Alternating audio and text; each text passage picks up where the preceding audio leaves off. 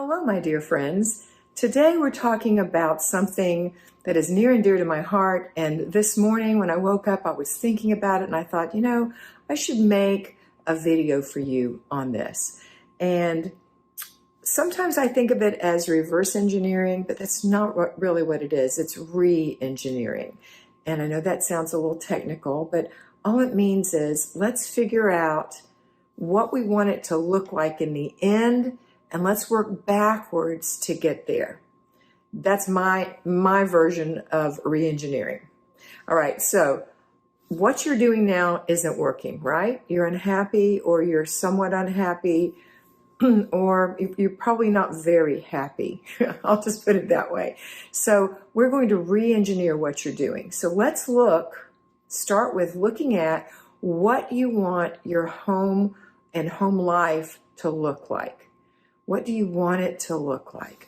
So if right now there's a lot of clutter around and people have bad habits and you've got laundry all over the place, your picture would be the laundry is always washed in a timely manner and put away. So I already can know when I go in my closet, I'll be able to pick out what I need to wear. When I go in the children's closets, in their drawers, in my drawers, the clothes will be where they're supposed to be. There won't be clothes in the drawers that we don't wear or in the closet that we don't wear. And then what do you want the house to look like? You want it to be streamlined. You want to be able to find the scissors, find the tape, find whatever it is you need to find. You know where that lives. Everything has a home and nothing is crowded to the point of being cluttered. Okay. Everyone's home is different. Everyone's storage is different. Everyone's habits are different. Everyone's families are different. Everyone's personalities are different. Everyone's spouses are different. Everyone's work life is different. Everyone's home life is different. Everyone's car is different. Everything makes you and your family uniquely you. So what we want to do is say we want it streamlined, whatever that means to you. Now, how do we get it there? So you can see what it looks like. When it's done, you're sitting in your living room and everything is in its place. It's peaceful. It's calm. There isn't chaos in the living room. When you go into the kitchen, everything is put away that needs to be put away. Only those few things that you use every day are sitting out, and you like them that way. You like them out. It's easy to clean because it's streamlined. Same with your living room. Your bathroom has a shiny toilet and a shiny sink, and the towels look nice. And nothing has to be brand new, just clean and tidy, streamlined. So you know where things go. When you go into your bedroom, you can see that there's room under your bed, or if the things you have under your bed that you need to store there are stored neatly. That your dresser tops look nice, that your side table looks nice, that things are in repair. Because when the house is cluttered, you can't even repair. Because number one, you don't want somebody coming in to repair it. Number two, they probably couldn't get to it if they wanted to if you have massive amounts of clutter. And don't feel bad if you have massive amounts of clutter. You can reverse engineer your dream, and then we start working it from the beginning. Okay, so let's imagine that you've sat down with pen and paper or planner. I love Kimmy's planner. Kimmy from She's in Her Apron. That's the planner I love. There's lots of note pages in there. Even if you're in 23 still, you can go to the planner pages, or if you don't have planner pages, get a spiral notebook or some paper and start writing down what you want it to look like. You could even brain dump what you want it to look like. What's a brain dump? It's when it just pours out in no particular order. You write it down as fast as you can, and then you look at it and say, what's the most important? What's the next most important, etc. Or you could break it up by rooms and then prioritize those. So in the end, you say, okay, this is what it's going to look like. And imagine yourself opening the cabinets. Imagine yourself opening the closets. Imagine yourself opening the drawers. Imagine yourself living in this re-engineered version of your home. And your life is going to be re-engineered as well, because maybe you're not eating regular food. I don't mean regular food, I mean regular meals. Maybe you're just grabbing as you can because you're so frustrated and dumbfuzzled bumfuzzled, whatever. You're mixed up because everything is so chaotic. Or maybe you've been hyper-focusing on something. Maybe some of my nutritionist girls are especially this way that I mentor. They hyper-focus on the food. They think they have to make every single thing from scratch, and they spend so many hours there that it steals away from the other good parts of their life. I'm not saying that homemade food and fresh, nutritious food is bad. I'm saying let's not hyper-focus on it. Let's have a balance in our life. We want a balance. So you've imagined now your house reimagined, right? You've reimagined your house. You've re-engineered what that is. And now we're going to start working the steps backwards to get there. So let's take the living room. And let's say that your living room is somewhat cluttered and somewhat dirty. And you've reimagined this room. This room is now re-engineered it. This room is now going to be the family room. This is where the family gathers. This is not a place for personal items. It's a place for family items. So maybe you keep your family games in the closet in this room. The television is in this room. Things we can do together are in this room. Also, maybe some books. Maybe this is a quiet place and we want to sit and read in this room. So maybe you keep some books and they will be for different members of the family in your bookshelf, on your bookshelf. Okay, so let's imagine it. We're imagining it. We know we've got, let's say we have a throw on the couch, pretty throw. We've got a couple of pillows that we want. We know what the coffee table is going to look like. We know what the side table is going to look like. We know what the bookshelves, whatever you have, we know what that's going to look like. Okay, and now we're going to work toward that. So how do we do that? Let's say that there's a hole in the wall and it's in a place where you can't hide it with furniture. Although I'd rather you fix it and even if it was hidden, but let's just say that's really bugging you. There's something wrong with this room. So we want to be able to get this room tidied and organized so that we can repair that space and make you feel better. So we're going to start with decluttering. That is your zone work.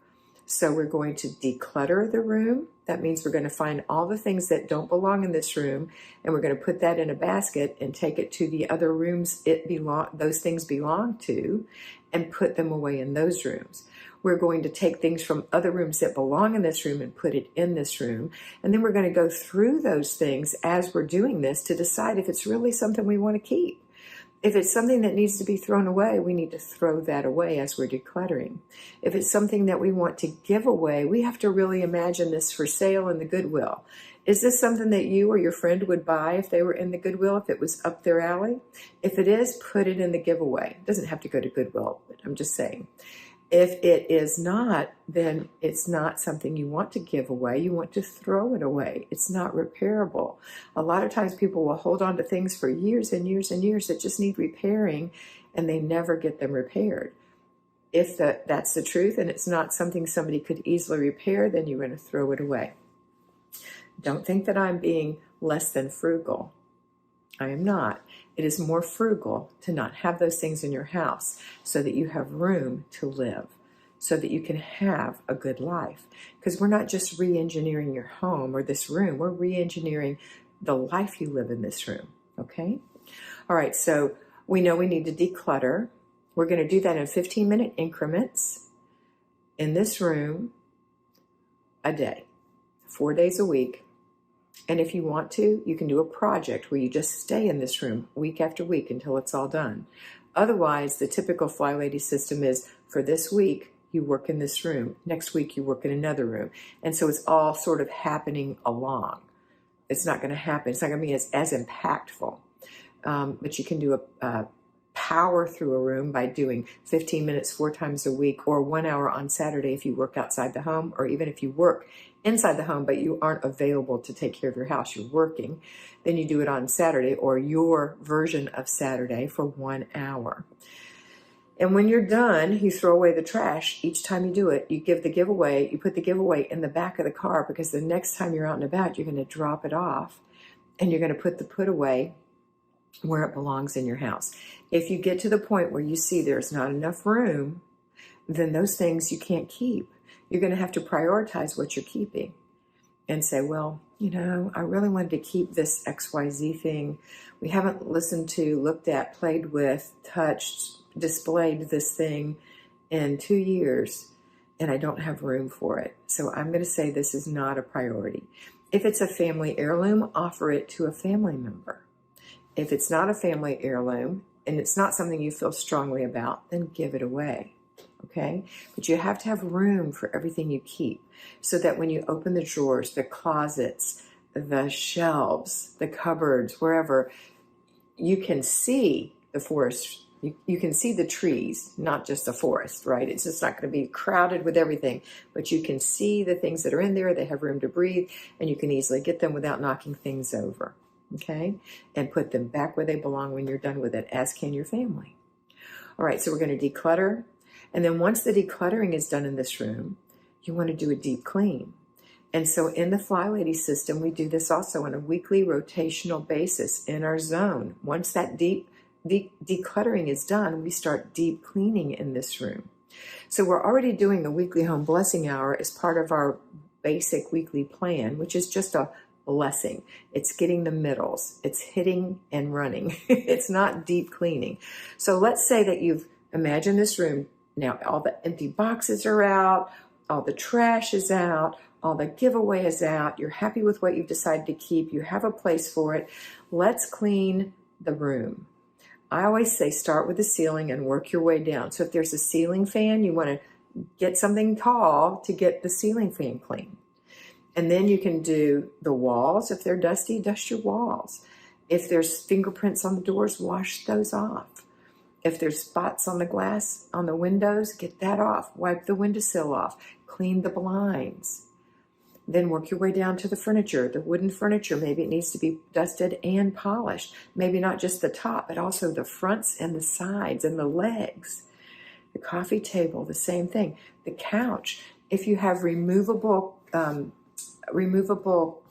couch covers, take them off and wash them if they're washable. If they're not, get some spot remover and spot them.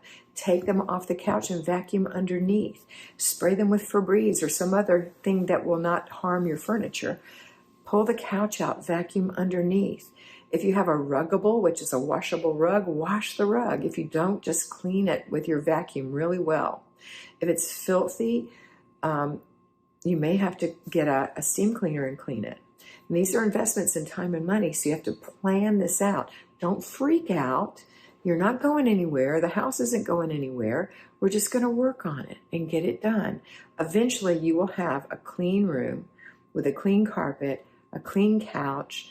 Maybe you need to wash your throw. Here's my little throw. This is dry clean. So I'd have to dry clean this throw. But I'm just saying, if you have something to wash, wash it, right? If you have to dry clean it, dry clean it. Get it done. Replace your light bulbs. Clean your lamps. Water your plants or throw away the dead ones. There are things to do. And now when you walk in this room, it's going to smell good. It's going to look good. It's going to feel good. And this is representative of the rest of your home. You can do this in all the rest of your home. It demands respect. A clean and tidy room demands respect. It'll be so easy to see if your children leave their toys on the coffee table, or they've made a fort out of the cushions and left them on the floor, or they've left their shoes in the middle of the rug. When the room is clean and tidy, it demands respect. And you have to teach your children how to respect your home. You don't let them stand on your couch with their feet. I told my kids when they were little, your seat goes in the seat. There needs to be house rules. If you want chaos in your life, then allow chaotic behavior in your home. If you don't want chaos in your life, then demand respect for your home and the members of your family, for each other. Demanding respect is not being mean. It is teaching your child or children how to live in society. Okay, so they're going to have to do this at some point. So start in the home. They say the hand that rocks the cradle rules the world. So make sure you're raising your children to be respectful of each other and respectful of your home and your property. Okay, all right. So that's what I wanted to talk to you about. I wanted you to imagine your home finished. So you can do this with every room in your house. Imagine it finished. What are the steps to get there? And you can even go backwards. If you know, like say you go into your garage and your garage is just crammed with your sister's furniture that she said she was going to get after 3 months and it's been 3 years, a dead refrigerator, toys that the kids aren't using anymore, toys that the kids would use if they could get to, and no place for your car to park, etc., etc., etc. So you might say, okay, well, if I was going to not reverse engineer, but I was going to re-engineer this room, what would I know what I want it to look like, but what's the first, if I was going backwards, what's the first thing that I can see that needs to go out of here? That dead refrigerator, my sister's furniture. That was going to make me so much more space. So I call my sister and I say, I'm so sorry, I need my garage back. I've got your furniture from 2020. It's still here. So if you don't have a place to put it, I need to get rid of it. So if you want to, rent a storage space, I'll help you move it in there. Otherwise, we need to have a garage sale or do something. I need my garage back. It's your garage. That is not being mean. That's being firm, but not cruel, kind. I'll help you. Let's get it out.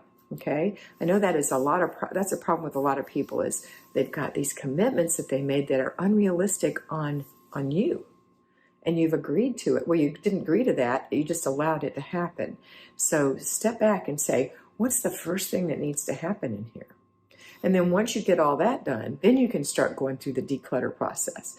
Oh yeah, these toys are broken. These toys are good. This is a giveaway. And you're going through your declutter process, just like you do with your dishes or your books or anything else you have, your shoes, your clothes, your linens, your towels, everything can be decluttered, okay?